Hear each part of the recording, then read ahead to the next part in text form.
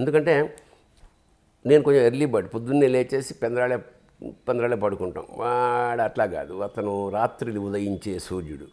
తెల్లారుజామున ఎప్పుడో 4ంటికి అంచేత 7th న్యూస్లో నేను పొద్దున్నొచ్చి సాయంత్రం వెళ్ళడానికి వీలు లేకుండా సీతారామ శాస్త్రి ఉండి అట్లాగా. అంటే అప్పుడు నాకు ఇంకా మ్యారేజ్ కాలే, అంచేత బ్రహ్మచార్యం అక్కడే పడి ఏడుస్తుండేవాడిని అన్నమాట 7th మూవీస్లో. ఇంకా రాత్రల్లా ఉండి పొద్దున్న వెళ్ళిపోయేవాడు, నేను మళ్ళీ అక్కడే ఉండేవాడు. సరే నాకు పెద్ద ఫరకేం పడదు. అయితే రాళ్ళపల్లి గారు ఇల్లు 7th మూవీస్ అట్లా దాదాపు 1 ఇయర్ పైచలు. ఈ క్రమంలో తమాషాలు ఏమిటంటే అదర్ దాన్ ఫిలిం సాంగ్స్. ఇప్పుడు జగమంత కుటుంబం నాది, ఏకాకి జీవితం నాది, ఇది యాక్చువల్గా సినిమా కోసం రాసిన పాట కాదు. ఇది ముందే రాసేసుకున్నాడు, ఎప్పుడో వినిపించాడు నాకు. ఓకే, అవునా? తర్వాత దాన్ని కృష్ణవంశీ పెట్టుకున్నాడు. అలాగే అతను కాకినాడలో టెలిఫోన్ డిపార్ట్మెంట్స్లో పనిచేసేవాడు. వాళ్ళ వార్షికోత్సవం అప్పుడు ఒక పాట రాశాడు. ఇది టెలిఫోను యంత్రం, దూరాన్ని తీగతో కట్టిపడేసిన సమ్మోహన మంత్రం, ప్రకృతి బంధనాలను తెంచేసిన వైజ్ఞానిక తంత్రం, ఇది ఆకాశానికి జంతువులు బిగించు శృతి చేసిన యంత్రం. ఇట్లా మొత్తం ఎంత అద్భుతంగా టెలిఫోన్ డిపార్ట్మెంట్ అంతా, అంటే టెలిఫోన్ డిపార్ట్మెంట్ శాశ్వతంగా గుర్తు చేసుకోగల పాట. అలాగా ఒక్కొక్క పదం ఒక్కొక్క పాట ఇది అదర్ దాన్ సినిమా. శివుడి మీద పాటలు అయితే, వాటి మీద పాటలు అయితే రాస్తుంటే నేను ఆనందించడమే కాదు, నేను 12 గంటలు 1 గంట ఆ ప్రాంతాల్లో 1 గంట దాకా. అప్పుడు నేను హైదరాబాద్లో ఉన్న మా సుందరం గారి మిసెస్, ఆవిడ మంచి సాహిత్య అభిలాషి. అప్పుడు వెళ్ళిపోయాడిని 1 గంటకి. ఏం నాన్న చెప్పంటే, అమ్మ మీరు పాట వినాల్సిందే, ఇప్పుడే కొత్తగా రాశాడు అని. అంటే బలవంత పెడుతున్నాను, తెలిసినా కూడా ఎంజాయ్ చేస్తుంది అన్న నమ్మకం. అట్లా అప్పుడే పుట్టిన పాటలు అతను. అట్లాగా ఎన్ని నిద్రలేని అద్భుతమైన రాత్రులు గడిపాము మేము. అట్లాగా సీతారామ శాస్త్రి. ఇక అవి మర్చిపోలేని అనుభూతులే అంతా. ఒకరోజు కాదు, 2 కాదు, కొన్ని ఏళ్ళు అలా లేడీస్ టైలర్ మా స్నేహాన్ని బాగా కుట్టాడు. ఇది బాగుంది, స్నేహాన్ని బాగా కుట్టాడు. రాళ్ళపల్లి గారి కాలం చేయడం మీ కళ్ళతో చూశారు, బాలసుబ్రహ్మణ్యం గారు చూశారు, అలాగే ఇప్పుడు సిరివెన్నెల సీతారామ శాస్త్రి గారి. శ్మశాన వైరాగ్యం వస్తుంది. ఎందుకంటే ఫస్ట్ ఇవి ఎట్లా అంటే, నాకు దాస్ అని నమస్తే తెలంగాణ మ్యాగజైన్ నుంచి ఒక ఇంటర్వ్యూ మొన్న 30వ తారీఖు రాత్రి. అతను అన్నాడు, ఏదో అతను తమాషాగా ఏమన్నా సార్ ఇవాళ నా రిటైర్మెంట్ ఇవాళతో అయిపోతుంది, ఇది లాస్ట్ ఇంటర్వ్యూ, ఫోన్లో మీతో ఇస్తారా రాత్రి 7:30కి. నేను లేటుగా వచ్చి పైన వాకింగ్ చేస్తాను, తప్పకుండా చెప్పను. ఆయన అడిగిన క్వశ్చన్ అంటే ఇలాగే, ఏంటి సార్ అందరూ ఇట్లాగా చాలా పెద్ద వాళ్ళందరూ వెళ్ళిపోతున్నారు, గతంలో ఒక ఏడాది మా కమెడియన్స్ అందరూ 10 మంది వెళ్ళిపోయారు, అప్పుడు ఏమిట్రా ఇలాగా అనే బ్రహ్మానందం కూడా ఇలాంటి ప్రస్తావన అంటే నేను బ్రహ్మానందంతో మాట అన్నా. ఏంటంటే ఒరే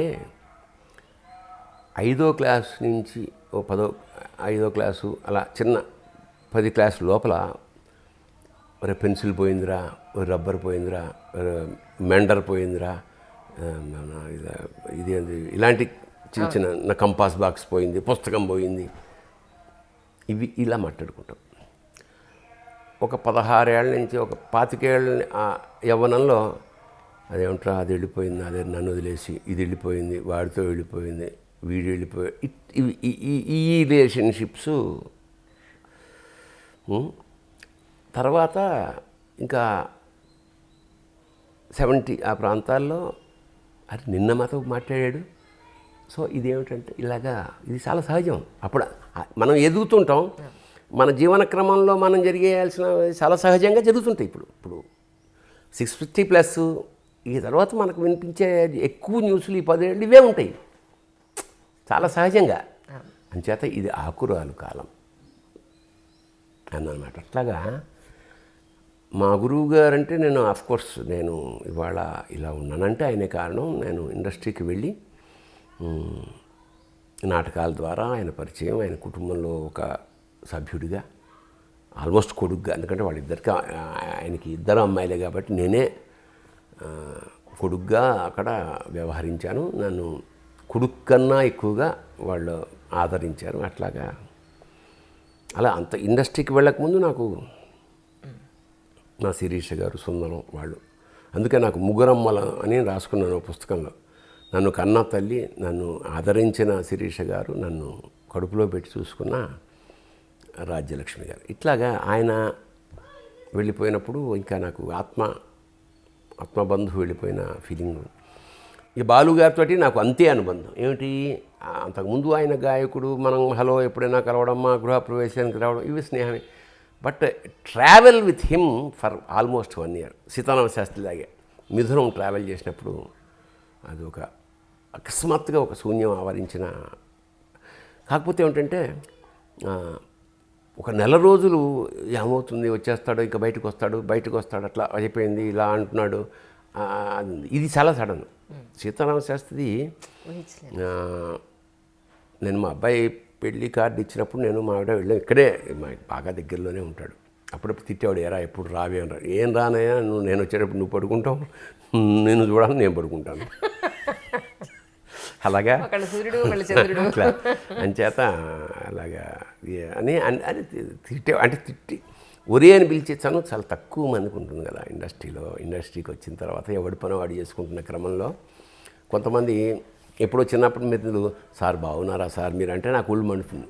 అప్పుడేమో ఒరే అని చెప్పి కొట్టుకున్న వాళ్ళం సడన్గా ఏదో సినిమా యాక్టర్ అయిపోయానని చెప్పి నువ్వు ఏమండి బాగుంటే నాకు నేను వెంటనే కరెక్షన్ చేస్తుంటా, వద్దురు అట్లా అనొద్దు, ఒరే అందం అంటే ఒరే అంటే ఏమనుకుంటారు అన్న ఫీలింగ్ వాళ్ళకు ఉంటుంది పాపం. బట్ ఒరే అనిపించుకోవడంలో ఒక అందం, ఒక సొగసు, ఒక ఆత్మీయత. ఒరే అని ఎవరిని ఎంతో క్లోజ్ అయితే అప్పుడు దేవుణ్ణి అనగలం, ఇంకెవడన్నా ఎవడు ఊరుకోడు. అలాగా సీతారామ శాస్త్రి నన్ను ఒరే తమ్ముడు అని పిలిచేవాడు. అట్లాగా అలాంటి వాడు. సరే వెళ్ళాము. ఇక్కడ మనవరాలతో ఆడుకుంటున్నాడు. అప్పుడే ఆపరేషన్ అయిపోయింది. నాకు డీటెయిల్డ్గా తెలియదు కానీ ఏదో ఆపరేషన్ మనం కొన్ని చిన్న ముఖ్యంగా ఏదైనా జబ్బు చేసింది ఇలాంటివి మనం డైరెక్ట్గా అడగడం సభ్యత కాదు, అది పద్ధతి కాదు. ఇండస్ట్రీలో అసలు కుదరదు. ఇండస్ట్రీలో ఏ సీరియస్ ఇది వచ్చినా బయటికి చెప్పరు. ఎందుకు చెప్పరు అంటే వీడికి ఇప్పుడు ఇది ప్రాబ్లం ఉంది, రేపు వాడిని పెట్టుకుంటే ప్రమాదమేమో, మనకి మధ్యలో ఆగిపోతుందేమో సినిమా అంచేత ఇది జనరల్గా ఇలాంటి బ్యాడ్ న్యూస్లు పొక్కనివ్వరు. అందువల్ల నాకు తెలియదు. అది నేను వెళ్ళాను బాగా చిన్నపిల్లలతోటి, మా మనవరాలతోటి బాగా సరదాగా. ఎప్పుడు చెప్పా కదా గట్టిగా నవ్వుతుంటాడు, గట్టిగా ఏ మంచి జోక్ వేసినా చాలా ఎంజాయ్ చేస్తాడు. అలాగా బాగా ఎంజాయ్ చేశాడు. వాళ్ళ ఆవిడ నేను వదినా అని పిలుస్తాను. మేము కొన్ని సందర్భాల్లో సభల్లో కలవడం లేదా దేవాలయాల్లో ఇలా